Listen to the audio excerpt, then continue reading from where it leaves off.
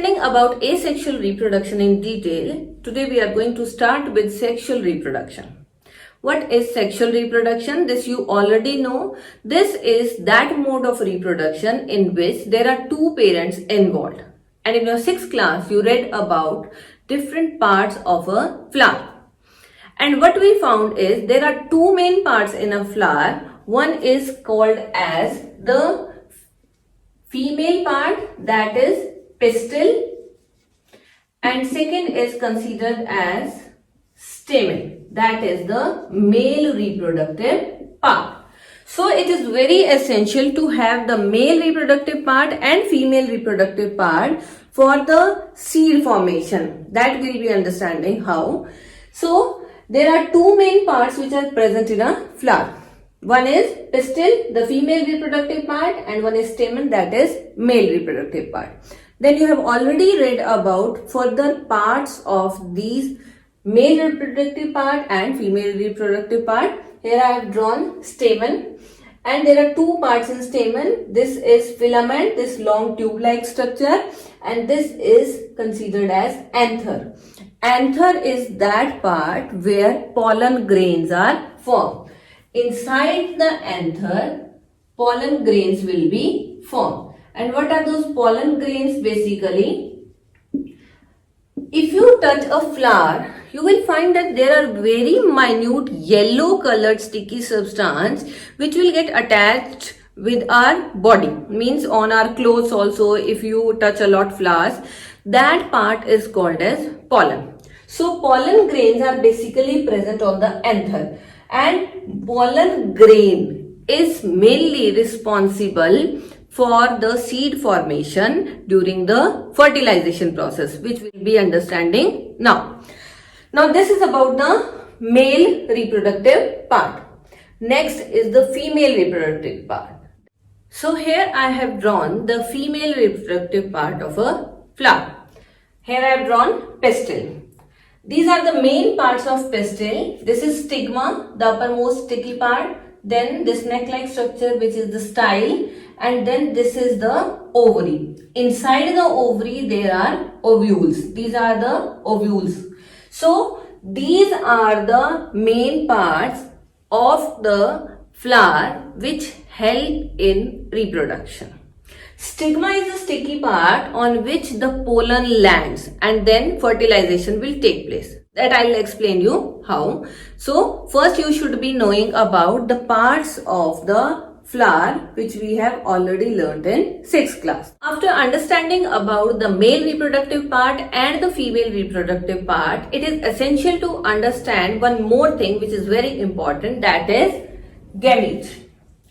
Gamete is basically a specialized reproductive cell. Specialized reproductive cell means this cell is having the ability to help in reproduction. And why specialized? Because it is not similar to the cell which we are been reading about always.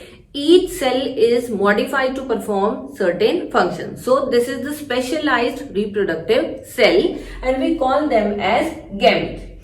So the female reproductive part will produce the female gamete and the male reproductive part will produce the male gamete. So we will get two types of gamete. One is the female gamete and one we will get the male gamete.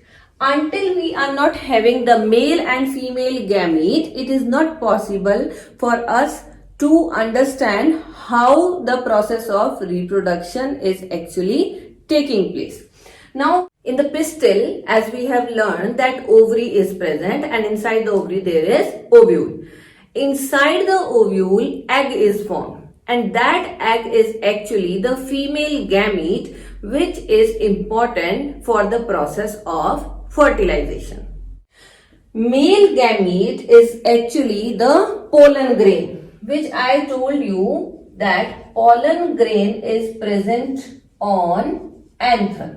So pollen grain is the male gamete and each flower is not necessarily have both the parts. Either sometimes it is like that, it may have the male reproductive part, or sometimes it may have only the female reproductive part, or sometimes it may have both. So that depends upon flower to flower or species to species. So on that basis, we just classify flowers into two categories, that is unisexual flowers and bisexual flowers. So let me explain you what are these. So here I have written about unisexual flowers and bisexual flowers. Unisexual flowers are those flowers in which only one reproductive part is present inside the flower. Means either it can have the pistil or it can have the stamen. Such flowers are also called as incomplete flowers. Incomplete because they are not having the other part inside them. So these are considered as incomplete, and examples of such flowers are found in the plants like papaya, bitter gourd, your cucumber, watermelon. All these plants, they are having incomplete or unisexual flowers. Second is that unisexual flowers, they can be present in the same plant. Like some branches may have the male flower or some branches may have the female flower. Or it is also possible that some plants may have totally the male flowers or some other plants may have totally the female flowers. So both conditions can be possible. Then I have written the bisexual flowers. Bisexual flowers are those flowers which have both the reproductive parts, like pistil and stamen, both are present inside the same flower. So such flowers are also called as complete flowers. Now in these flowers, as both the parts are present, so we need not to think about that few branches may be having the male flower or female flower. All the flowers which are present on any part of the plant, they will be having both the male and female reproductive parts present inside the flower only.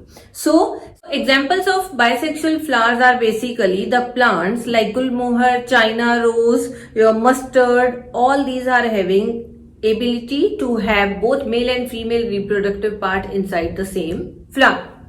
Now this is all about the two types of flowers which are present on the basis of the reproductive part present inside them. Either the plant will have both the reproductive part or the plant will have one type of reproductive part present inside the flower.